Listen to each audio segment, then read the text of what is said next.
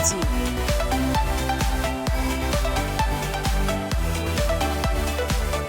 Conecta con la entrevista con Su. Bienvenidos a la entrevista con Su, un podcast donde invito a especialistas para responder inquietudes en temas emocionales. Y el día de hoy vamos a tocar un tema muy importante que esperamos les funcione en su día a día. Nos acompaña Vania, ella es psicoanalista con más de 15 años de experiencia y viene para platicarnos acerca del silencio.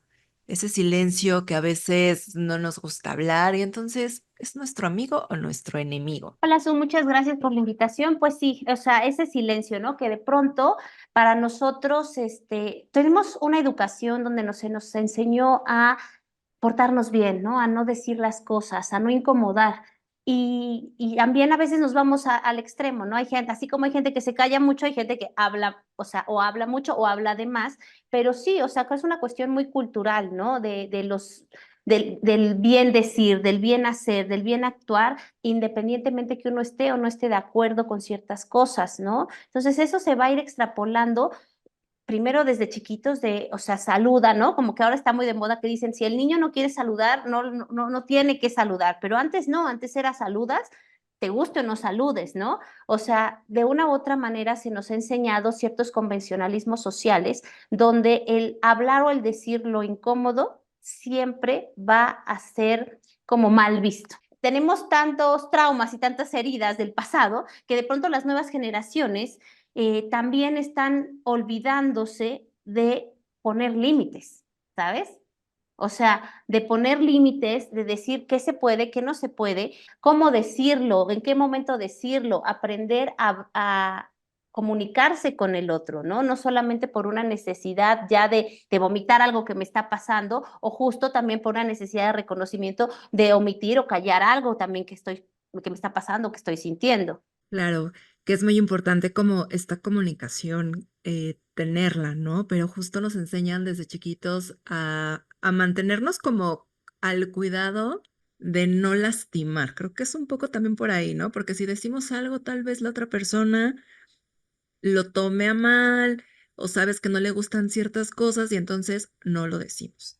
Pero entonces esto es cultural. Va a haber una parte que va a tener que ver con tu propia estructura, tu propia personalidad. Hay personas que son mucho más introvertidas, que tienden más hacia la introversión, hacia el aislamiento, hacia no son tan platicadoras, y hay otras personas que son muy viscerales, muy explosivas, van a decir las cosas, y hay otras personas que no tienen que ser viscerales, pero son como más platicadoras, más sociables y demás. Entonces, sí hay una cuestión definitivamente cultural. ¿Por qué? Porque hay una necesidad. El ser humano tenemos una necesidad de identificarnos con el otro, de pertenencia al otro. Entonces, para pertenecer, se nos dice que tienes que hacer o dejar de hacer ciertas cosas. Y si sales de esa norma, digamos, entonces, pues, ¿por qué estás diciendo eso? ¿Por qué estás hablando eso? ¿No? Entonces, sí mucho es una cuestión donde se nos enseña a guardar las formas, ¿no? Justo por no lastimar a alguien, pero también como para evitar problemas, para evitar conflictos, ¿no? Se nos dice que calladito te ves más bonito. Es decir, si tú te callas, entonces no pasa nada.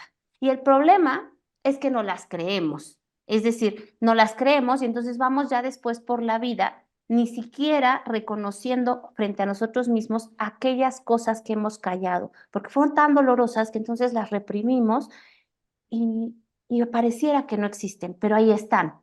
Están en nuestro día a día, están en nuestra repetición, en nuestras elecciones de pareja, están en nuestros vínculos afectivos, están en todos lados. A veces no hablamos porque no queremos problemas, pero creo que hablar no genera problemas. Pero ¿por qué lo tenemos tan clavado acá? Porque, o sea, te lo puedo decir así como te lo estoy comentando, pero ya llevarlo a la práctica, la verdad es que sí empieza uno. No, pero es que, ¿qué tal si se enoja y entonces vamos a terminar con la relación de cualquier tipo, ¿no? No solamente de pareja, sino tal vez de amistad, de familia y demás. Y mejor no lo digo y al final del día terminas también con el mismo problema porque las personas se distancian también por no hablar. Es un problema en el sentido de el costo del silencio va a ser muy caro. Muy caro. ¿Por qué? Porque dicen, nosotros tenemos luego una frase que es muy cliché, dicen, lo que no se habla se actúa. ¿Sabes? Hay veces que nosotros callamos, pero lo vamos a actuar. Lo vamos a actuar en nuestros vínculos, lo vamos a actuar en o sea, en nuestra forma de ser. ¿Estás enojada? No, pero entonces empiezas a no contestar. El problema es que no ponemos las cosas claras. Y yo siempre he dicho, todo juego tiene reglas. Todo. O sea, las escondidillas, los juegos de mesa, todos los juegos tienen reglas. Entonces, una vez que uno sabe las reglas, decide si juega o no juega.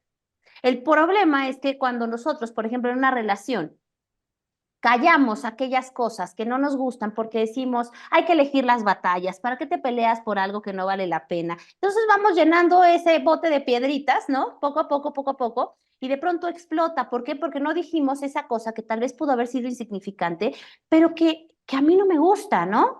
O sea, que eso no es, o sea, en una relación, o por hablando de relaciones de pareja, por ejemplo, si desde un principio tú pones las reglas de hacia dónde quieren o qué quieren, entonces ya tú dices, sí, sí le entro al juego o no.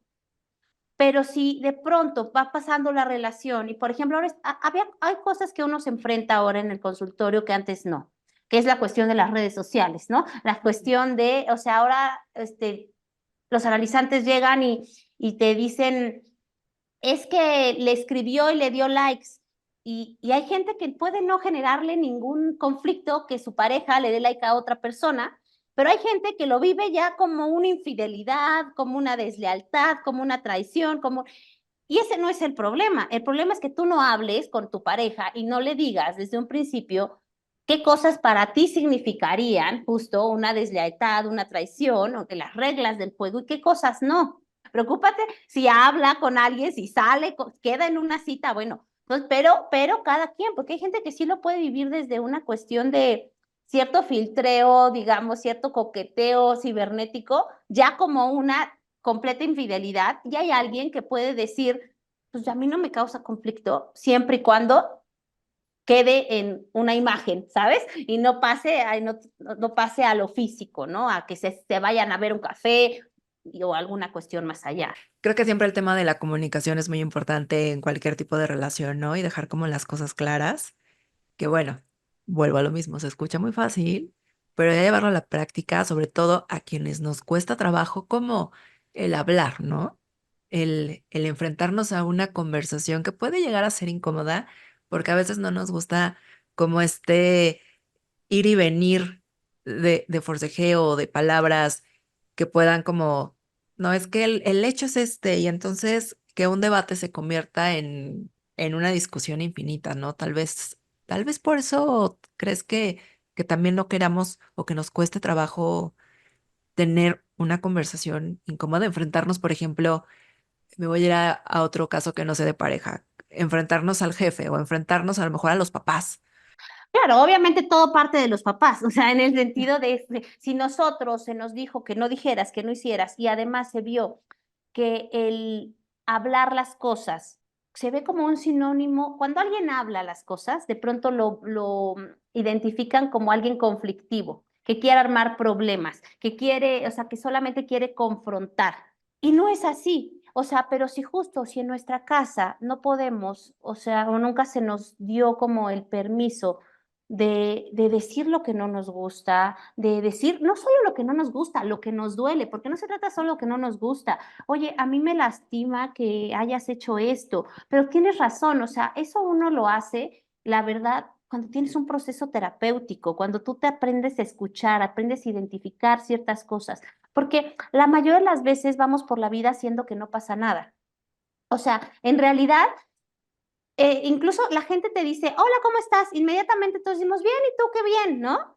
Y si Claro. realmente, la verdad, todos contestáramos como nos sentimos y entonces decimos, hola, ¿cómo estás? Ay, no, muy mal, porque fíjate que hoy no me ha salido nada y pasó esto. Dices, no, no, yo solo te pregunté cómo estabas. Es decir, en esta como, digamos, parodia que te estoy diciendo, la gente realmente no quiere saber cómo está el otro, porque no sabe qué hacer con su dolor. O sea, por eso es que no queremos decir las cosas. Entonces, no es porque es incómodo, porque dices, ¿y ahora qué hago con esto que me está diciendo? ¿No? Es sumamente doloroso. O sea, si con una familia donde, oye, mamá, la verdad es que yo siempre me sentí no apoyada, yo siempre me sentí no sé, de pronto os daría buenas calificaciones y lo que tú me decías es, pues esa es tu obligación, entonces yo no sentí como cierto reconocimiento, pues ¿qué va a pasar? Que yo voy a buscar ese reconocimiento en otros lados. ¿Sabes? Toda la vida voy a ir en busca de ese reconocimiento y entonces a veces, con tal de tener ese reconocimiento, voy a aceptar ciertas cosas que vayan en contra tal vez de lo que quiero, pero es para pertenecer, para que se me reconozca. Entonces, si el jefe, por ejemplo, me dice, ¿a qué hora tienes que quedarte más tiempo? O sea, yo empiezo a quedarme más tiempo, aunque cada vez mi vida sea menos, porque pues es que si no me corren, y es que si no, ¿qué voy a hacer? O es que ¿cómo le voy a decir que no? Se va a enojar. Entonces el decir, pues no, o sea, habrá veces que pueda, pero otras veces te diré que no, ¿por qué? Porque pues tampoco puedo o tampoco quiero, ¿no? Mm. O sea, pero justo la cuestión desde casa, donde uno pueda decir, y no por eso es que estés, o sea, odies a tus papás, o sea, pero uno tiene que elaborar a esa figura materna, esa figura paterna, que va a pasar por el amor y por el odio, ¿no? Y poder integrar ese objeto, y o sea, porque a veces nos sentimos muy culpables justo cuando tenemos emociones negativas hacia la gente que más amamos, pero la verdad es que la gente que más amamos también es la gente que más odiamos. Entonces, hasta que nosotros no elaboremos, integremos esos objetos y entonces sí podamos decir, o sea, esto me lastima mucho, eso no quita que te ame, eso no quita que eres súper importante para mí, pero la verdad es que esta situación no me gusta y ya no la voy a permitir. O sabes qué, que yo te diga, es que justo que yo te diga lo que no me gusta no es para armar un problema, es solamente para que tú lo sepas y podamos, o sea, podamos llegar a un acuerdo. Pero la gente se asusta, porque entonces cuando empiezas a decir, es que esto no me gusta, es que esto no me gusta, dicen, no le gusta nada, ¿sabes? Todo le molesta. O sea, entonces, y justo uno no pone los límites y entonces uno termina frustrada, por ejemplo, en el trabajo, ¿no? Porque no te dan las herramientas, por ejemplo, para hacer cierto proyecto, pero en lugar de decir, ¿sabes qué? Si no me das las herramientas, yo no puedo trabajar para eso, termina uno cediendo y después uno termina muy enojado porque cedió, pero no le dijiste al otro, ¿sabes qué? Así no. ¿Por qué? Por miedo a cierto rechazo, por miedo a que no me vuelva a llamar para otro trabajo, pero al mismo tiempo terminas muy frustrado contigo mismo por no hablar y no decir las cosas a tiempo. Y terminas como en este bucle infinito de por qué no hablé, porque igual a lo mejor también pueden llegar, como bien dices, a un acuerdo de, ok, necesito estas herramientas, tal vez no me las puedes dar, pero entonces me va a llevar más tiempo, ¿no? O sea, es como también te voy a dar las consecuencias de que no me des lo que estoy necesitando, porque también se vale, ¿no? Y eso es en una situación tanto laboral como justo de amistades, ¿no? También a veces tienen uno ciertas amistades y para evitar problemas, pues uno cede, ay, voy a llegar tarde, ah, sí, no importa, pero siempre llega tarde, y pero es alguien que quieres mucho, pero que te choca que siempre llegue tarde, pero pues es como, pues es que tienes que aceptarla así, y es cierto, pero también no porque no la aceptes, no puedes decir, ¿sabes qué? Yo entiendo que para ti o sea, sea difícil llegar temprano, pero la verdad es que para mí sí es muy frustrante que siempre llegues tarde, porque de pronto estamos muy acostumbrados a querer que el otro se adapte a nosotros. Y entonces no, o sea, la otra parte no dice, y la otra parte, con tal de no perder ese vínculo, se termina adaptando, pero no muy feliz de estar adaptándose, ¿no? En ese sentido. Entonces, hay una cuestión donde, como te decía, es doloroso. ¿Por qué? Porque digo, uno puede callar desde algo muy simple hasta una situación de algún abuso, una situación de discriminación, de violencia, ¿no? Por eso te digo, el costo del silencio es muy alto. Hacer que no pasa nada, o sea, es muy alto. ¿Por qué? Porque abrir todos esos fantasmas, todos esos dolores, pues nos cuesta mucho trabajo, porque además no queremos. Curiosamente, los seres humanos gozamos de nuestra incomodidad, ¿sabes? O sea, nos quejamos de algo, Ujú. sabemos que no va por ahí, decimos que queremos cambiar, pero no estamos dispuestos a hacer nada distinto. Tampoco estamos dispuestos a ceder muchas veces, ¿no? Pues no, porque al final del día es la única manera en la que hemos enfrentado las cosas, para bien o para mal, es lo que nos ha ayudado a sobrevivir, ¿sabes? Entonces dices, por ejemplo, hablando de la gente que no decir las cosas que no me parecen, pero también es cierto, a veces decir las cosas hay que saber cómo y cuándo, y hay que entender que no todas las personas están dispuestas, hablando de lo que dices de ceder, a que sea el mismo momento. Por ejemplo, a veces cuando pasa un conflicto, hay cierta persona que quiere resolverlo ya.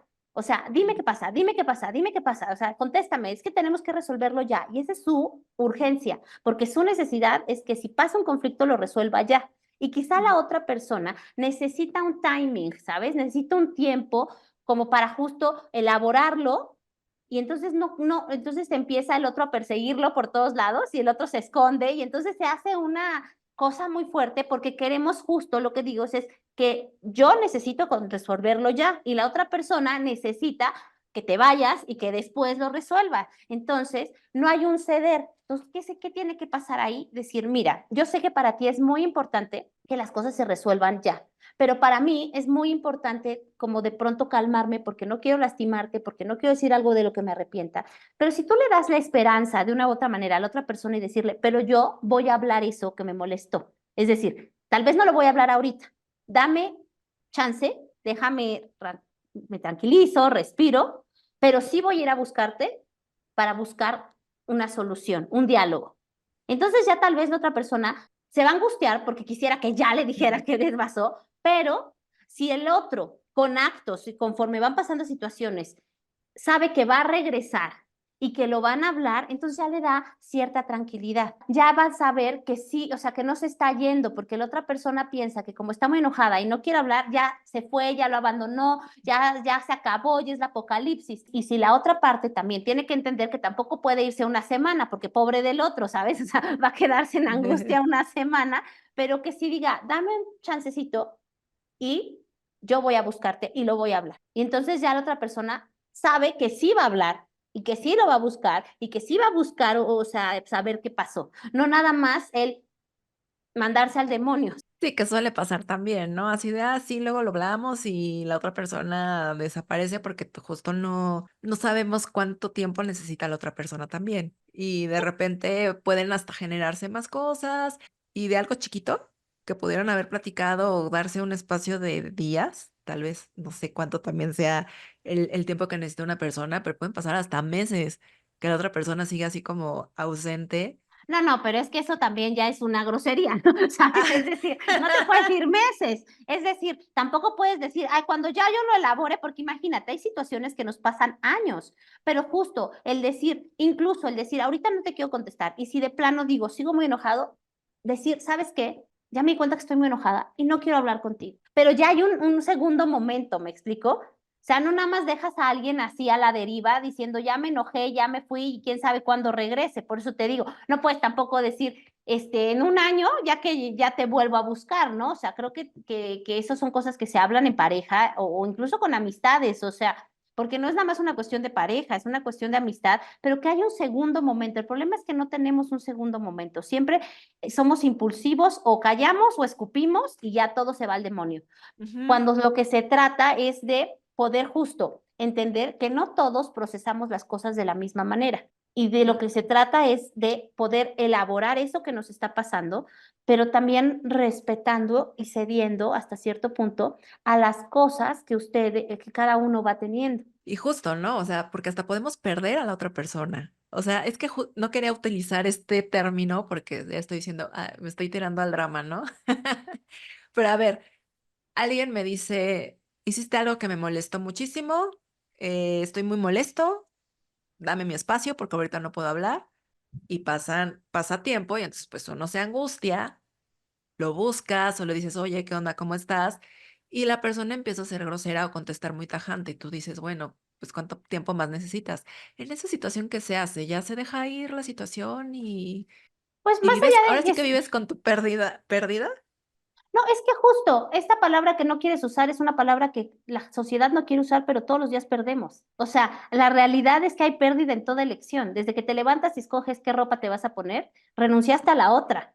Es decir, también en ese sentido, si la persona, si te dice, estoy muy enojado y pasa un tiempo y no te busca, pues ya te está diciendo algo. Si tú dices, bueno, voy a buscar a esa persona y es grosera, también ya te está diciendo algo y tal vez es sentir, bueno, entiendo que esto que te dice no lo puedes, discúlpame, tú tendrás que elaborarlo con o sin la persona, es decir, yo me hubiera gustado que las cosas fueran diferentes, me hubiera gustado que pudiéramos hablar, intenté hablar, no se pudo, pues asumir eso también.